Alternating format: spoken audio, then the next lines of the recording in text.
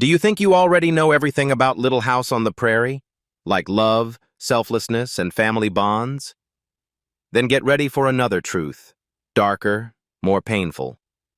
Because the actors who once stepped into your heart had to endure endings that were far from fairy tales. One died in secrecy amid rumors about gender. Another died of AIDS and was stigmatized. One died young just as fame began to blossom. And today, for the first time, you will learn the heartbreaking truth behind those roles. Katherine McGregor as Harriet Olsen.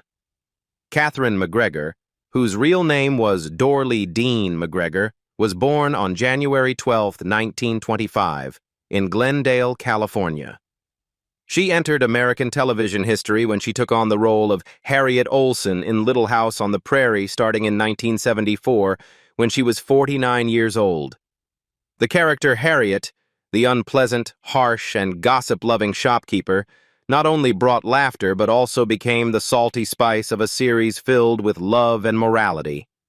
Katherine passed away on November 13, 2018, in Woodland Hills, Los Angeles, at the age of 93. At the time of her death, she left behind a net worth estimated at around $2 million. Unlike many of her colleagues who continued to chase the spotlight, she withdrew from the screen after the series ended and spent the rest of her life in local theater, teaching acting to children and practicing Hinduism. Notably, in 1984, when the cast reunited to film the finale, she declined to appear, not because she was in India as rumored, but due to a much deeper reason behind the scenes. Katherine endured emotional hurt while being surrounded by the intensely masculine work atmosphere on the Little House set. According to accounts from Melissa Gilbert and McGregor herself, Michael Landon, the head of the crew, frequently made crude sexual jokes right before filming. Stories about bee pollen, restoring youth, or body-related jokes made McGregor feel offended. As a veteran actress formerly trained in theater, she was unaccustomed to, and unwilling to accept, having her emotions interrupted by tasteless humor. For McGregor, playing Harriet was not just comedic, it was a deep antagonist role, and she needed space to get into character. But among the off-camera laughter, she gradually felt isolated. And then came the real shock, the affair scandal between Michael Landon and the young Cindy Clerico, who was only 18 years old. To McGregor, it wasn't just a betrayal of personal ethics, but the collapse of her artistic ideals. She had been close to Lynn, Landon's former wife, and witnessed the full aftermath after the affair was exposed. When Cindy, now Landon's new wife, was brought back to the set as a makeup artist, driving a shiny Porsche into the parking lot, the family atmosphere of the crew vanished forever. McGregor could no longer find the team's spirit or artistic respect she once treasured. And so, in silence, she stepped away from the spotlight, declined the final episode, and chose the path of spirituality, small theater, and inner peace to save herself from the cost of fame. Michael Landon as Charles Ingalls. Michael Landon was born on October 31, 1936, in New York. He became a television icon in America when he took on the role of Charles Ingalls in Little House on the Prairie starting in 1974, when he was 38 years old. With the image of a kind and exemplary father on screen, Landon won the hearts of millions of viewers and became America's TV dad for nearly a decade. However, his life ended in tragedy on July 1, 1991, when Michael Landon died at the age of 54 due to pancreatic cancer. The illness was diagnosed just a few months earlier during a ski vacation, shocking all of Hollywood. Landon passed away at his Malibu home, with his new wife by his side. At the time of his death, his net worth was estimated at around $40 million. Behind the gentle smile of Charles Ingalls was a private life full of controversy and many hidden layers. In the early 1980s, when Little House on the Prairie was at its peak, Landon became entangled in a turbulent divorce with his second wife, Lynn No. Actress Karen Grassel, who played his wife on the show, revealed that Landon often made inappropriate comments, boasting about his revived sex life right on set. At first, those were just awkward jokes during makeup sessions. But then a secret exploded. Landon was having an affair with 18-year-old Cindy Clerico, the stand-in for child actress Melissa Francis. The entire crew felt drained. The image of the model father began to crack. But that was just the tip of the iceberg. Close acquaintances said that Lynn, the devoted wife who once hosted Christmas parties alone while her husband played cards in his office, had followed the clues and caught Landon with his mistress at a secret rendezvous. The media quickly stepped in, adding rumors that she had thrown a bottle of vodka at her husband in a rage. Although Landon tried to start over with a third marriage to Cindy in 1983, the shock never truly faded. Veteran co-star Katherine McGregor refused to return for the 1984 series finale, not because she had become a monk in India, as rumored, but because she was too fed up with Mike and how he treated women. And so, behind the studio lights and the audience's laughter was a series of mistakes, betrayals, and irreparable fractures, all woven together into a portrait of Michael Landon that was both glorious and heartbreakingly painful. Victor French as Isaiah Edwards. Victor Edwin French was born on December 4, 1934, in California. In 1974, at the age of 40, he took on the role of Isaiah Edwards in Little House on the Prairie, a rugged man who loved to drink but had a kind heart. With his signature straw hat, thick beard, and natural acting style, Victor became the second soul of the show, walking alongside Michael Landon in one of the most beautiful artistic friendships ever seen on American television. Victor French passed away on June 15, 1989, in Los Angeles, just 3 months after being diagnosed with lung cancer. He died at the age of 54, leaving behind 3 children and a beloved artistic legacy. However, according to Karen Grassel, who played Ma Ingalls, Michael Landon once said that French didn't die from cancer, but from alcohol. In a private conversation, Landon bluntly stated, "Drank himself to death." That comment peeled away the final mask, revealing a painful truth about the silent battle between fame and personal wounds that French had always kept hidden. At the time of his death, his net worth was estimated at around $2 million. What few people know is that the character Mr. Edwards, the role most associated with Victor French, almost didn't happen. NBC had strongly objected when Michael Landon suggested French, saying he wasn't handsome or famous enough for what the network wanted. But Landon insisted on keeping his friend, saying, "I don't need a movie face. I need a real heart." And he was right. From someone who had mostly played villains in Gunsmoke or Bonanza, Victor rose to new heights, becoming a companion, a surrogate father, and a symbol of kindness amid the harsh prairie. Yet behind every touching scene were silent moments that couldn't be named. French went through 2 failed marriages and struggled with alcoholism for many years. The pressure of being a great supporting actor, always standing in someone else's shadow, weighed heavily on him. Despite appearing in numerous films and TV series, French was often typecast into roles as the rough guy with a heart. It wasn't until he played Mark Gordon in Highway to Heaven that he truly smiled with fulfillment. "I'm working with the man I love," he said of Landon. And perhaps that friendship was truly the most beautiful part of Victor French's life. Richard Bull as Nels Olson. Richard William Bull was born on June 26, 1924, in Zion, Illinois. In 1974, when he was 49 years old, he began portraying Nels Olson, the mild-mannered, calm husband who constantly endured his demanding wife Harriet, in the hit television series Little House on the Prairie. Though his character wasn't loud or flashy, he won the hearts of viewers as a calm father figure in a chaotic world. Richard Bull passed away on the morning of February 3, 2014, in Calabasas, California, from complications of pneumonia at the age of 89. In his final days, he lived with his wife, actress Barbara Collentine, at the Motion Picture and Television Fund. At the time of his death, His net worth was estimated at around $1.5 million, a modest figure, but enough to reflect a stable career. Despite his quiet appearance, Little House was an unexpected turning point for Richard Bull.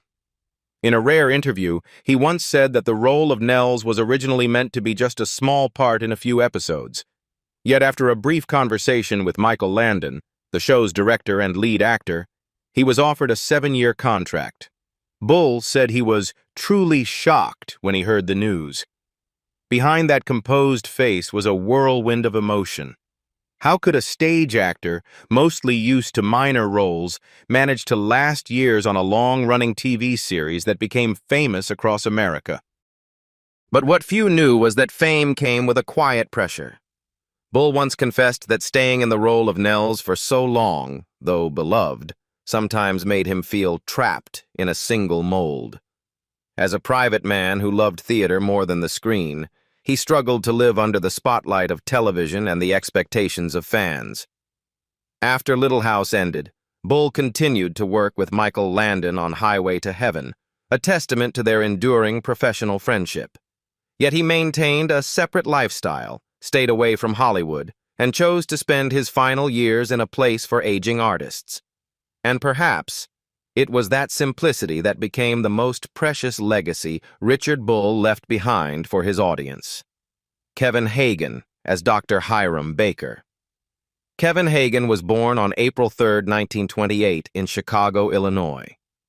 In 1974, when he was 46 years old, he entered the hearts of millions of viewers with his role as Dr. Hiram Baker in Little House on the Prairie, the quiet, devoted town doctor who always put others' lives before his own.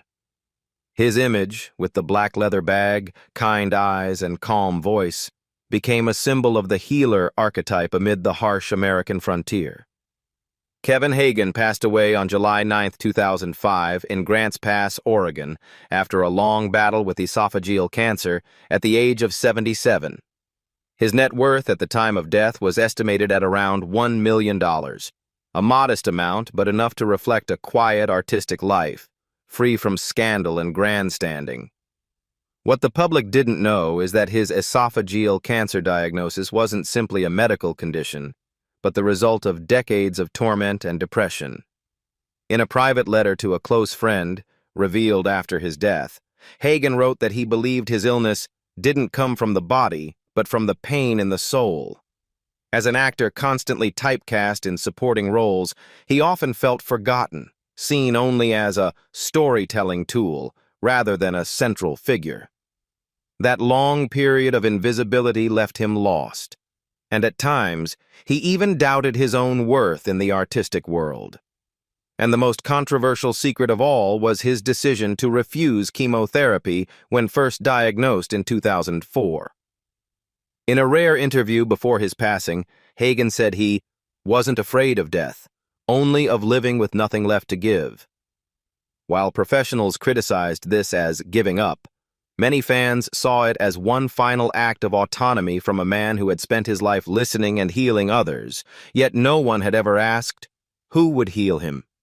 He chose the quiet path, accepted the role of standing behind the scenes, and then departed forever.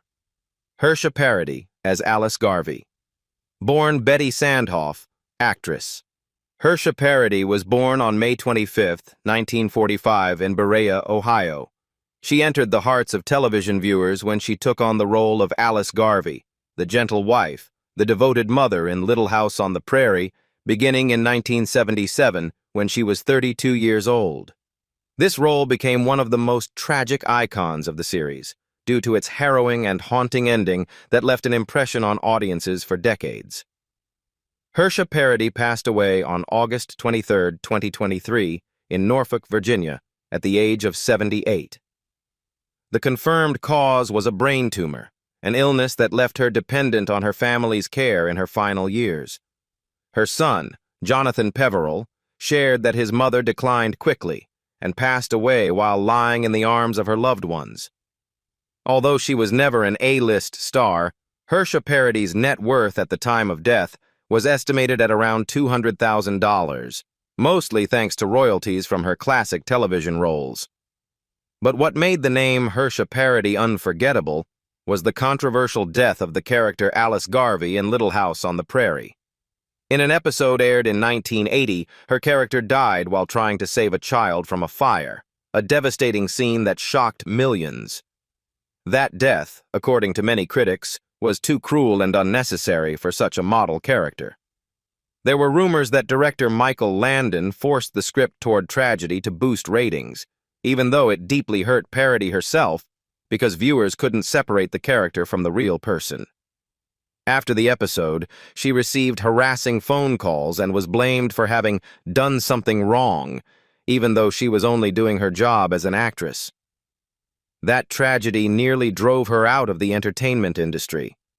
Though she had previously appeared in Mannix, 1971, and had a guest role in The Waltons, 1976, after Little House, she virtually disappeared. On one rare occasion, she attended a fan convention in 2005, but declined interviews, only smiling while signing autographs. Many believe Parody carried emotional scars for life, unable to escape the shadow of Alice Garvey, the woman who burned to death in the viewers' hearts and in the soul of the woman who portrayed her. Carl Swenson as Lars Hansen. Carl Swenson was born on July 23, 1908, in Brooklyn, New York. He joined Little House on the Prairie in 1974 when he was already 66 years old, playing Lars Hansen, the Swedish carpenter who was also the founder and first mayor of Walnut Grove. With his kindly face and deeply resonant voice, Swenson gave the character a memorable depth, becoming a moral and spiritual pillar of the entire community in the show. Carl Swenson passed away on October 8, 1978, in Torrington, Connecticut, at the age of 70, just a few days after filming his final scene in Little House. The cause of death was a sudden heart attack. His passing shocked the entire cast and crew, especially because the death of his character, Lars Hansen, had just been filmed, as if fate had already written the script. His funeral was held privately, and he was laid to rest at Center Cemetery in Connecticut. At the time of his death, his net worth was estimated at around $800,000, a modest sum considering a career that spanned more than 40 years, but rich in passion for the craft and the respect of his peers. The eerie coincidence between the death of the character Lars Hansen on screen and Carl Swenson's real-life death became one of the most haunting mysteries behind the scenes of 1970s Hollywood. Just days after filming the scene in which Lars Hansen dies in Charles Ingalls' arms, Carl Swenson took his last breath, without a single farewell. People began to wonder, had Swenson become so immersed in his role that he carried the character's fate into real life? Some crew members recalled that in his final days on set, he would say cryptic things like, "I've lived enough of Lars's life, now it's time for me to rest." That statement now sounds almost like a prophecy, but it was precisely his death, so chillingly aligned with the character Lars Hansen, that ensured he would forever remain in the hearts of viewers, not only as a devoted actor, but as someone who so fully became his role that he could no longer return to being himself.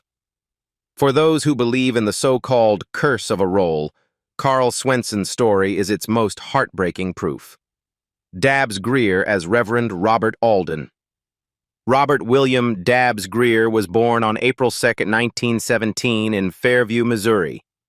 He began acting in films in 1938, but it wasn't until 1974, when he was 57 years old, that Greer made a lasting mark on television audiences with his role as Reverend Robert Alden in Little House on the Prairie. As the kind, patient, and compassionate pastor, he was present during the series' most significant moments, from weddings and baptisms to funerals. Dabbs Greer passed away on April 28, 2007 in Pasadena, California, due to complications from heart and kidney failure. He lived to the age of 90 and was buried in his hometown of Missouri. At the time of his passing, his net worth was only around $800,000. A modest figure compared to the hundreds of roles he played over nearly 70 years in the profession. Never married, with no children, Greer's life passed quietly, just like many of the characters he portrayed. Yet behind the gentle image of Reverend Alden was a slow-burning professional shock that he never spoke of. until a brief interview with a local newspaper in the late 1990s. Greer admitted, "On a crew like Little House, I was the only one without a fixed shooting schedule. They only called when there was a wedding or a funeral." The remark seemed lighthearted, but it revealed a clear injustice. Although he delivered the blessings for the series' most memorable moments, he was always left out of the main narrative.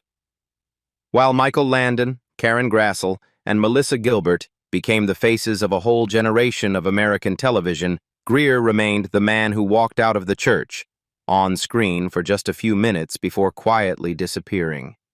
Worse still, there were rumors that Greer was cut from several important episodes even after arriving on set, due to insufficient screen time. A source from the production once said, "There were days when he sat in the makeup room all morning just to say one line, 'Amen.'" It was that patience, and his refusal to complain, that earned him the respect of his colleagues. But it was also the reason he became what some called a professional forgotten man. Many believe Greer embodies the shared tragedy of thousands of supporting actors, never being able to step out from someone else's shadow. Steve Tracy as Percival Dalton. Steve Tracy, born Stephen Crumrine, was born on October 3, 1952, in Ohio. In 1980, at the age of 27, he captured the hearts of viewers with his role as Percival Dalton, the intelligent and gentle husband of Nellie Oleson, in the legendary series Little House on the Prairie. This role not only brought him fame, but also unintentionally led to a relationship filled with subtext behind the scenes. Steve Tracy passed away on November 27, 1986, at just 34 years old, due to complications from AIDS, causing shock during a time when American society was still filled with fear, confusion, and prejudice about the disease. His ashes were quietly scattered beneath the letter D of the Hollywood sign. His net worth at the time of his death was estimated at around $200,000, a modest sum for a talent just beginning to blossom, but cut short forever. Throughout the filming of Little House, Steve Tracy was known as a courteous, approachable gentleman and was especially close with Allison Arngrim, the actress who played Nellie. They were inseparable, constantly joking and sharing everything behind the scenes, to the point that rumors of a romance between them spread throughout the set. But later, in her memoir, Confessions of a Prairie Bitch, Arngrim revealed, "I was the only one on the set who knew Steve was gay." In an era when a career could be destroyed just because of sexual orientation, Steve chose to keep it a secret. 6 months before his death, Steve courageously stepped onto the stage in the play AIDS U.S. Portraits in Personal Courage. He was the only professional actor in the production. The rest were real people, those living with AIDS or who had lost loved ones to the disease, telling their own stories.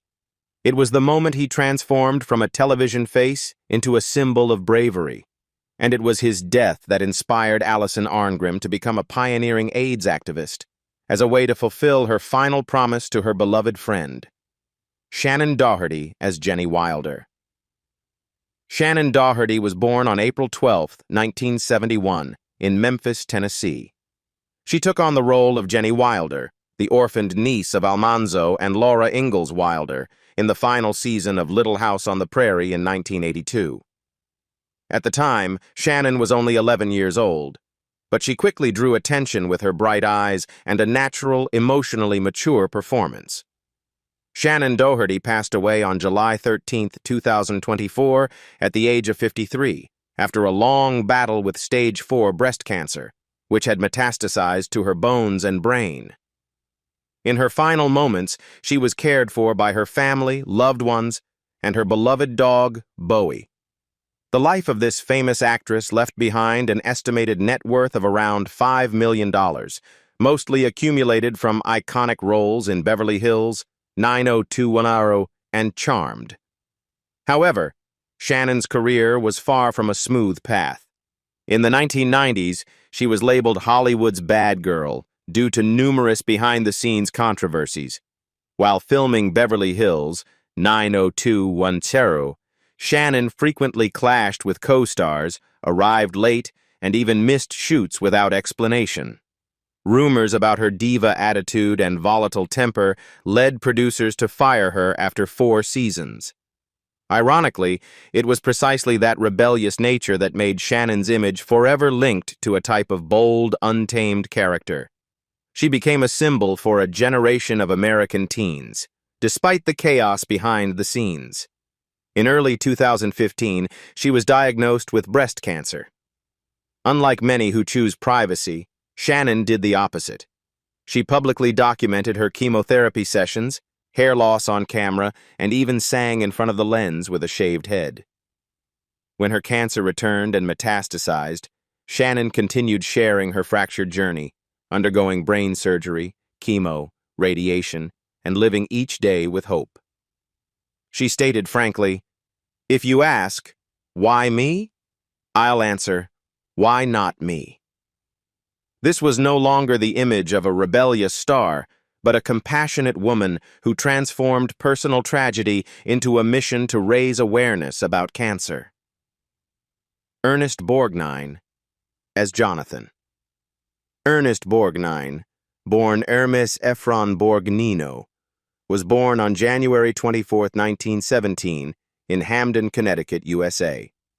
When he joined Little House on the Prairie in the late 1970s, he was already over 60 years old, playing Jonathan Garvey, the kind-hearted, burly neighbor and emotional anchor of the Walnut Grove community.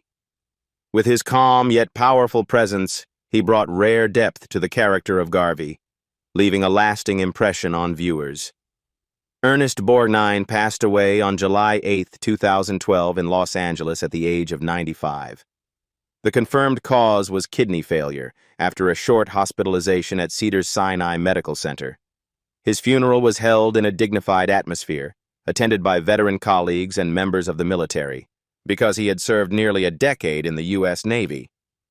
Before his passing, he left behind an estimated net worth of around $15 million, earned over more than 6 decades of tireless work in the arts. Borgnine's life included a marriage that lasted less than 2 weeks with legendary singer Ethel Merman.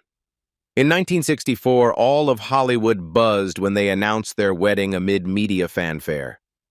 But just 32 days later, the dream romance ended in bitterness. No one ever knew the real reason, but Merman reportedly cut out the entire chapter about Borgnine from her memoir. The public was bewildered, and the industry speculated that Borgnine's blunt and fiery personality, famously captured in his role as the strict sergeant in From Here to Eternity, 1953, had crossed over into real life. That marriage not only brought him criticism for being irresponsible, but also temporarily shook his model man image. However, instead of breaking down, Borgnine threw his energy into his acting career, proving that he wasn't a name to be forgotten. After winning the Academy Award for Best Actor for Marty, 1955, he continued to appear in countless films like The Wild Bunch, 1969, and The Poseidon Adventure, 1972, showcasing his range in both hero and villain roles.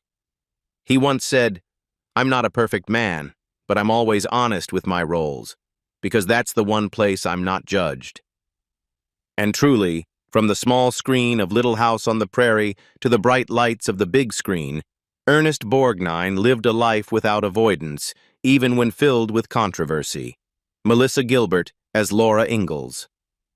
Melissa Gilbert was born on May 8, 1964 in Los Angeles, California. At just 10 years old, Melissa captured the hearts of audiences worldwide through her role as Laura Ingalls Wilder in the beloved series Little House on the Prairie. That bright-eyed girl with curly brown hair became an American icon of the 1970s. A pure countryside dream where love and morality always triumphed. As of 2025, Melissa Gilbert is 61 years old and living in a small house in the Catskill Mountains with her third husband, actor Timothy Busfield. Though she no longer appears regularly on television, she continues to write books and occasionally acts in theater. Her net worth is estimated at around $500,000, a modest figure compared to the glory of her childhood stardom. But behind that and darkness. Melissa once admitted that the greatest shock of her life didn't come from the spot, even outside the show. She shared that everyone expected me to be that perfect country girl forever. 2 failed marriages, a history of alcoholism use, and a secret spinal injury she had to perform all brought Melissa to the brink.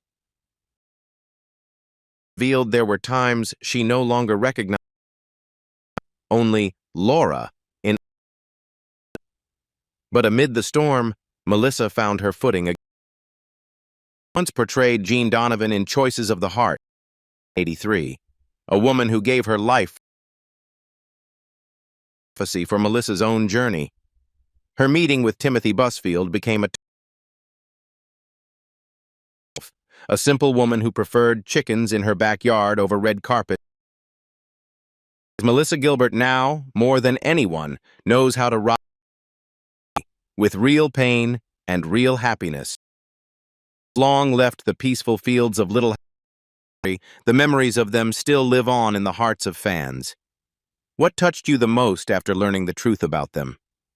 Share your thoughts below, and don't forget to follow to keep uncovering the secrets behind the scenes of classic television shows.